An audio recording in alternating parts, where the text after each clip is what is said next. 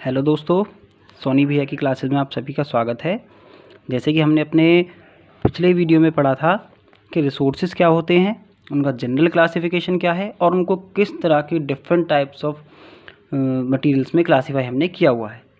तो इस वाले वीडियो में हमें अब पढ़ना है रिसोर्सेज के डेवलपमेंट के बारे में। आपका ये पार्ट सेकंड है और इसमें हम अपने रिसोर्सेज के डेवलपमेंट के बारे में पढ़ेंगे। देखिए, रिसोर्सेज क्या हैं, ये बहुत ही इंपॉर्टेंट, वाइटल मीन्स होता है इंपॉर्टेंट, बहुत अच्छा वर्ड है। ये किस लिए यूज़ होते हैं? ह्यूमन सर्वाइवल के लिए और हमारी ज़िंदगी की क्वालिटी को मेंटेन करने के लिए। रिसोर्सेज की हमारी एक और डेफिनेशन होती है जिसे हम कहते हैं कि हमारी लाइफ को बहुत ही अच्छे तरीके से कंफर्टेबल बनाने के लिए हम लोग रिसोर्सेज का यूज़ करते हैं। तो human beings use them in a indiscriminate manner. Indiscriminate means अंधाधुंध, जितना चाहते हैं लोग अंधाधुंध उसका यूज़ किए जा रहे हैं। जैसे कि हम पानी के बारे में देखते हैं, वाटर हमारा फ़िलहाल के टाइम पे एक रिन्यूएबल रिसोर्स है, लेकिन अगर हम इसी तरीके से उसको मिसयूज़ करते गए तो एक ऐसा वक्त आएगा जो पानी हमारे पास ख़त्म हो जाएगा। तो इन्हीं सब चीज़ों के बारे में हमें इस टॉपिक में पढ़ना है। The use them in a indiscriminate manner and this has led to the major problems. Let means ये आगे आके हमारे पास बहुत बड़ी बड़ी समस्याएं बनती हैं। जैसे कि हमारा सबसे पहला है depletion of resources for satisfying the human grids. एक सबसे बड़ी परेशानी क्या है? जब तक हम इंसान अपने लालच को पूरा करने के लिए इन रिसोर्सेज का यूज़ करता जा रहा है, अपनी नीड्स को सेटिस्फाई करा रहा है, अपनी ग्रीड्स को सेटिस्फाई करा रहा है, तो ये जो रिसोर्सेज है वो डेप्लीट होते जा रहे हैं। दैट मीन्स धीरे धीरे करके ये समाप्त होते जा रहे हैं। Accumulation of resources in few hands which in turns society into two segments. जो रिसोर्सेज हैं वो कुछ ही हाथों में होते हैं। दैट मीन्स वो कुछ ही लोगों को अवेलेबल हो पाते हैं। किसी के पास पैसा बहुत ज़्यादा होता है और वो जितना उनको चाहिए उससे भी काफ़ी ज़्यादा रिसोर्सेज को एक्वायर कर लेते हैं। तो उससे क्या होता है, जो हमारी सोसाइटी है वो हमारे टू सेगमेंट्स यानी कि टू पार्ट्स में, दो भागों में बढ़ जाती है। एक उसे हम कह सकते हैं पुअर एंड रिच, या तो गरीब या अमीर लोग, या दूसरा उसे हम कह सकते हैं haves and have nots. Have means जिनके पास सारे रिसोर्सेज अवेलेबल हैं, हैव नॉट्स जिनके पास अपने रिसोर्सेज अवेलेबल नहीं है, उनके पास इतना भी नहीं है कि वो अपनी नॉर्मल नीड्स को भी, अपनी बेसिक नीड्स को भी पूरा कर सकें। तीसरा पॉइंट हमारे पास है indiscriminate exploitation of resources have led to global ecological crisis. Crisis means होते हैं जो हमारी बहुत बड़ी परेशानियाँ होती हैं, हमारे संकट होते हैं। ग्लोबल मीन्स पूरे वर्ल्ड में, पूरे संसार के अंदर। इकोलॉजिकल जो हमारे पर्यावरण में होते हैं। और वो क्राइसिस क्या है, वो परेशानी क्या है? जैसे कि global warming, ozone layer depletion, environmental pollution and land degradation, जिनके बारे में हम बहुत ही अच्छे तरीके से अपनी 3rd या 4th क्लास से ही पढ़ते आ रहे हैं। और ये वो समस्याएं हैं जो अब तक के समय पर भी हमारे से दूर नहीं हुई। हम बहुत कोशिश करते हैं इनको रिमूव करने की, लेकिन वो चीज़ें दूर नहीं हो पा रही हैं। अब इन्हीं चीज़ों को दूर करने के लिए गवर्नमेंट ने एक सिस्टम चलाया जिसका एक नाम रखा गया सस्टेनेबल। सस्टेनेबल मीन्स क्या होता है? कायम रहने वाला, यानी कि जो चीज़ हम शुरू करें वो हमेशा कायम रहनी चाहिए। और इसी वर्ड को हमने यूज़ किया डेवलपमेंट के साथ, यानी कि किसी भी चीज़ का विकास, रिसोर्सेज हों, कोई भी चीज़ें हैं, उनका इस तरीके से करना चाहिए जिससे वो हमेशा कायम रहे, यानी कि दूसरों के लिए हमेशा मौजूद रहें। ऐसा ना हो जिनको हम अपने लिए यूज़ कर लें और आगे हमारे आने वाली पीढ़ी के लिए, हमारे आने वाले बच्चों के लिए वो हमें मिले ही ना। जैसे कि development that should takes place without damaging the environment. इसका सबसे पहला प्रोसेस है कि ये एनवायरनमेंट को डैमेज ना करे, कोई भी नुकसान हमारे पर्यावरण को ना पहुंचाए।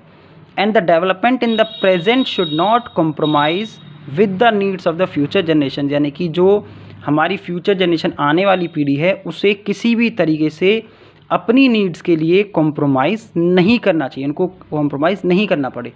तो सस्टेनेबल डेवलपमेंट का मतलब ये भी होता है, या इसका यूज़ का मतलब होता है कि अपने रिसोर्सेज को हम इस तरीके से यूज़ करें कि आज हमारी ज़रूरतों को वो पूरा करें और आगे आने वाली जो पीढ़ी है उसके लिए वो सारे हमेशा के लिए अवेलेबल रहें।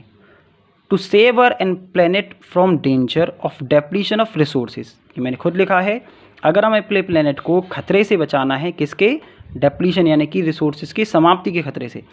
We should develop the resources in a sustainable manner. हमें अपने रिसोर्सेज को डेवलप करना है एक सस्टेनेबल मैनर में। नेक्स्ट टॉपिक हमारे पास है दोस्तों एजेंडा 21। ये इस चैप्टर के अकॉर्डिंग बहुत ही इंपॉर्टेंट टॉपिक है और बहुत ही ईजी है। इसमें बच्चों को मोस्टली बहुत ज़्यादा कन्फ्यूजन्स क्रिएट होती हैं, लेकिन ये बहुत ही ईजी टॉपिक है। इसको हम सिंपली समझ सकते हैं कि ये क्या है, it is the declaration signed by the world leaders in 1992 at the United nation conference on environmental and development. 1992 में वर्ल्ड के लीडर्स थे, उसमें एक ऑर्गेनाइजेशन बनाई गई जिसका नाम रखा गया United nation conference environment and development, UNCED। ये जो कॉन्फ्रेंस है ये रियो दे जनेरो नामक जगह पर हुई थी, जो कि ब्राज़ील में है, 1992 में हुई थी। इसका एम यानी कि इसका उद्देश्य क्या था, achieving global sustainable development and to combat means किसी भी तरीके से सॉल्यूशन निकालना, उसका सामना करना। किसका सामना करना है हमें, एनवायरमेंटल डैमेज, जो हम पर्यावरण को नुकसान पहुंचाते हैं, पॉवर्टी, गरीबी का, और साथ ही साथ डिजीज़, जितनी भी ज़्यादा बीमारियां हमारे एनवायरनमेंट में फैल रही हैं। बाय ग्लोबल कॉपरेशन, सभी का एक साथ होना, सभी को कॉपरेट करना पूरे वर्ल्ड में, एंड रेस्पॉन्सिबिलिटीज़, सभी को एक साथ कॉपरेट भी करना है और साथ ही साथ अपनी जिम्मेदारियां भी अच्छे तरीके से निभानी है। One major objective is that every local government should draw its own local agenda 21। इसका एक सबसे बड़ा जो ऑब्जेक्टिव था, एक उद्देश्य था, वो ये था कि अगर हर एक देश अपने खुद के लिए, हर एक सरकार अपने खुद के लिए एजेंडा 21 अपना लेती है तो पूरा वर्ल्ड ऑटोमेटिकली ही इन सारी परेशानियों से दूर हो जाएगा। जैसे कि हम लोग कहते हैं कि अगर हमें अपने पूरे शहर को साफ़ रखना है तो सबसे पहले हमें अपने घर को साफ़ रखना होगा। अगर हर एक इंसान अपनी कॉलोनी में अपने घर को साफ़ रखता है तो ऑटोमेटिकली पूरी कॉलोनी साफ़ हो जाएगी। सभी लोग अपनी कॉलोनी को साफ़ रखते हैं तो ऑटोमेटिकली पूरा शहर साफ़ हो जाएगा। ऐसे ही हर एक ज़िला, हर एक स्टेट और पूरा देश, और उसी तरीके से पूरा वर्ल्ड। तो ये काम हमें बहुत ही अच्छे से करना होगा और यही चीज़ की सोच वो लेकर गए थे। अब इसमें सबसे मेन चीज़ है, more than 100 heads of the states, यानी कि तकरीबन 100 से भी ज़्यादा देशों के जो हेड्स थे वो इस मीटिंग में गए थे। ये वर्ल्ड मीट कहाँ पर हुई थी, रियो दे जनेरो, ब्राज़ील में ये जगह है। For the first international earth summit, पृथ्वी को बचाने के लिए एक समिट में स्टार्ट किया गया था इंटरनेशनल लेवल पे, कि जिससे हम अपने एनवायरनमेंट को बचा सकें। ये सबसे पहले चीज़ ब्राज़ील में स्टार्ट हुई थी। तो नेक्स्ट हम बात करते हैं दोस्तों, सबसे मेन टॉपिक रिसोर्स प्लानिंग, यानी कि रिसोर्सेज को यूज़ कैसे करना है, उनको एक्सट्रैक्ट करने कैसे करना है। हर एक चीज़ की एक प्लान, एक तरकीब होनी चाहिए, एक शुरुआती चीज़ होनी चाहिए। प्लानिंग क्या होता है, it is widely used strategy, एक तरकीब होती है for judicious use of resources, जिससे हम बहुत जुडिशली, न्यायिक रूप पे एक सही तरीके से रिसोर्सेज का यूज़ कर सकें। It is very important in a country like India which has enormous diversity in the availability of resources. ये खासकर इंडिया जैसी कंट्री के लिए बहुत ही ज़्यादा ज़रूरी है, जहाँ पर एनॉर्मस मीन्स बहुत ज़्यादा तादाद में, डाइवर्स यानी कि बहुत अलग अलग भिन्न भिन्न तरीके के रिसोर्सेज हमारे पास अवेलेबल हैं।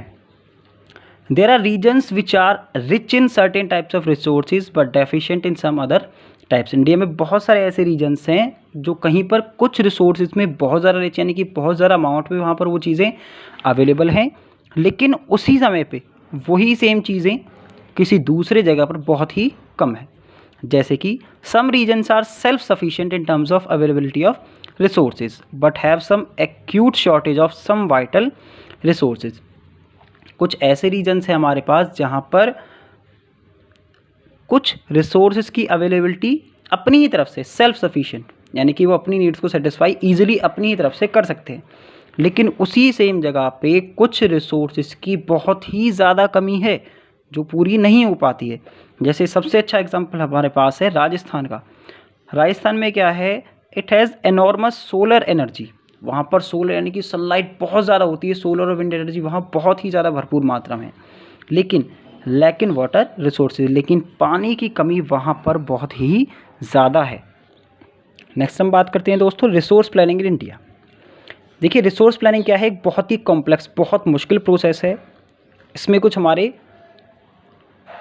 पार्ट्स यूज़ होते हैं जिनके अकॉर्डिंग हम बहुत अच्छी सी प्लानिंग कर सकते हैं। अब इंडिया में खासकर जहाँ पर हमने जैसे भी बात की, हमारे पास रिसोर्सेज बहुत ज़्यादा एनॉर्मस अमाउंट में अवेलेबल है, वहाँ पर हम एक रिसोर्स प्लानिंग किस तरीके से करते हैं। सबसे पहला पॉइंट आता है identification and inventory of resources. उसको आइडेंटिफाई करना, कहाँ से इन्वेंट्री होते हैं वो देखना, across the regions of the country, पूरे वर्ल्ड कंट्री के आसपास के सभी रीजन्स में। इसमें क्या चीज़ें इन्वॉल्व होती हैं, सर्वेइंग, निरीक्षण करना, उनको सर्वे करके देखना, मैपिंग,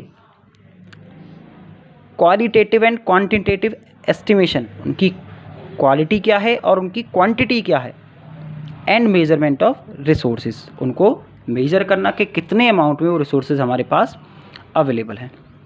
दूसरा इसमें आता है इवॉल्विंग, यानी कि मेकिंग, किसी चीज़ को बनाना, इवॉल्व करना। A planning structure endowed with appropriate technology, जो कि एंडोड मीन्स होता है हेल्प, सहायता से। किसकी सहायता से स्ट्रक्चर बनाना है हमें, अप्रोप्रिएट टेक्नोलॉजी, वो पर्टिकुलर टेक्नोलॉजी हमारे पास अवेलेबल हो। Skills and institutional setup for implementing resource development plans, ये हमें सारी चीज़ें चाहिए होती हैं। एक प्लानिंग स्ट्रक्चर बनाना होता है, किसके हेल्प से बनाते हैं, एक टेक्नोलॉजी की हेल्प से, स्किल्स की हेल्प से, और साथ में इंस्टीट्यूट्स को सेटअप करते हैं जिससे हम इन डेवलपमेंट प्लान्स को, रिसोर्सेज के डेवलपमेंट प्लान्स को इम्प्लीमेंट कर सकें। और लास्ट में क्या करना होता है दोस्तों, matching the resource development plans with the overall national development plans, के जिस तरीके से हमारे उसमें ओवरऑल पूरे देश में जो रिसोर्सेज डेवलप हुए हैं उनको अपने रिसोर्स डेवलपमेंट प्लान से मैच करके देखना कि वो चीज़ें वास्तव में सही हुई हैं या नहीं हुई हैं। अगर कहीं पर कमी है तो उसे हम दूर कर सकें। इसके बाद दोस्तों एक बहुत ही अच्छा टॉपिक है हमारे पास, हमने रिसोर्स प्लानिंग की बात कर ली, रिसोर्सेज की बात कर ली, हम बात करते हैं उनको बचाते कैसे हैं। कंजर्वेशन ऑफ रिसोर्सेज, जितने भी रिसोर्सेज है उनका बचाव बहुत ही ज़्यादा इंपॉर्टेंट है। उनका जो ओवर यूटिलाइजेशन हम कर रहे हैं उसकी वजह से कुछ चीज़ें क्रिएट होती है जिनको हम बोलते हैं socio economic problem. Socio mean सामाजिक, इकोनॉमिक मीन्स आर्थिक, प्रॉब्लम्स मतलब परेशानी, कि समाज में भी परेशानी होती है और हमें आर्थिक रूप से भी उनकी परेशानी होती है। जैसे हम ईजिली समझ सकते हैं, आज का जो टाइम है, लॉकडाउन के टाइम पे जितनी भी चीज़ें अब जैसे बंद हो गई हैं तो लोग उसका फ़ायदा उठा रहे हैं, उसकी महंगाई बढ़ रही है क्योंकि अवेलेबिलिटी नहीं है, सारी चीज़ें बंद हो गई हैं। तो यही परेशानी सेम टू सेम हमारे सामने आती है। जब किसी चीज़ की, किसी रिसोर्स की कमी आ जाती है या उसका प्रोडक्शन बहुत कम होने लगता है तो उसके अचानक से ही रेट बढ़ जाते हैं, उसकी महंगाई हो जाती है। अब इसको हम ओवरकम करें, यानी कि इसको अगर हम इसका सामना करें, इससे पार लगाएं इस चीज़ से, तो वो कैसे करना है, कंजर्वेशन से। ये ज़रूरी है।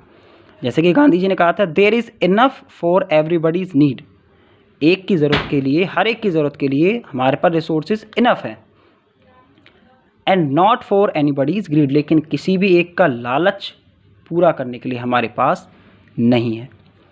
He was against mass production, वो मास प्रोडक्शन के अगेंस्ट थे।